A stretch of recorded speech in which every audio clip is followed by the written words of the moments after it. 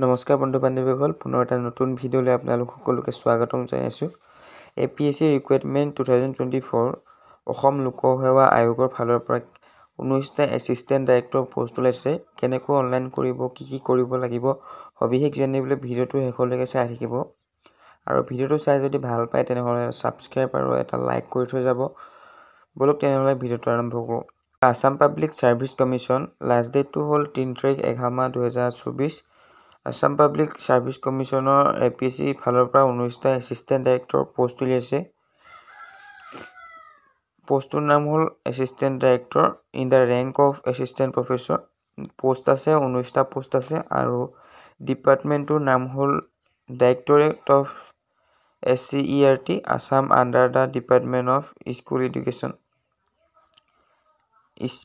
Scale of pay মানে চেলাৰীটো দিব আপোনালোকক 30,000 পৰা 1,10,000 পৰ্যন্ত আৰু গ্ৰেড পে'টো থাকিব 13,900 পৰ্যন্ত।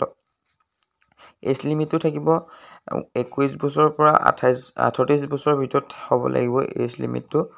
Order criteria for APSC recruitment order criteria candidate must be Indian citizen থাকিব লাগিব আৰ্টিকল 5 আৰু 8ৰ মতে।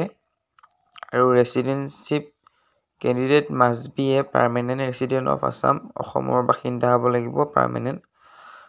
তাৰপিছত এজ ৰিলেক্সেশ্যন থাকিব কেটেগৰী ৱাইজ SC কাৰণে 5 বছৰ এজ ৰিলেক্সেশ্যন আৰু ST কাৰণে 5 বছৰ এজ ৰিলেক্সেশ্যন।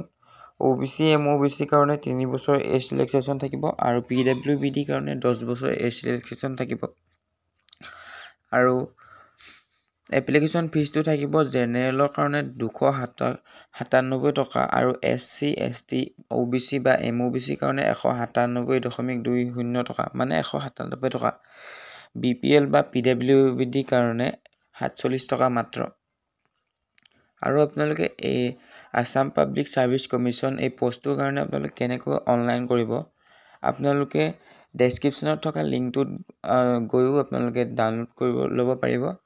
ইম্পৰ্টেণ্ট ডেটছ কেইটা হ'ব, ষ্টাৰ্টিং হৈছিলে অনলাইন এপ্লিকেশ্যন আপোনালোকে 4 অক্টোবৰৰ পৰা কৰিবলৈ আৰম্ভ হৈছিল আৰু লাষ্ট ডেটটো থাকিব 3 নৱেম্বৰ 2024। 3 নৱেম্বৰ এপ্লিকেশ্যন অনলাইন কৰাৰ লাষ্ট ডেট।